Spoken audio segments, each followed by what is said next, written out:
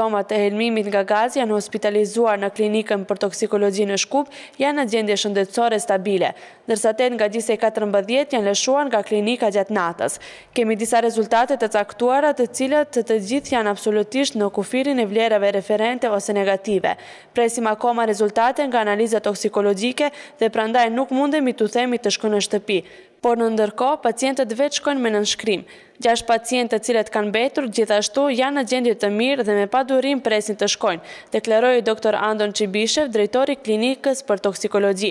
Pacientët dje janë ankuar nga simptomat e helmimit nga gazi, djegje të syve, gërvishtje në fyt dhe probleme me frymarrjen. Disa nga të hospitalizuarit nuk i kanë pësuar këto simptoma kur kanë ardhur në klinik, ndërsa janë ndaluar për kujdes dhe për mbikëqyrje.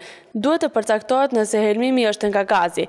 Do të lëm fillimisht të shohim analizat toksikologjike që është në domenin ton, ndërsa pjesën tjetër u alëm institucioneve të tjera që të shohin se për çfarë bëhet fjalë.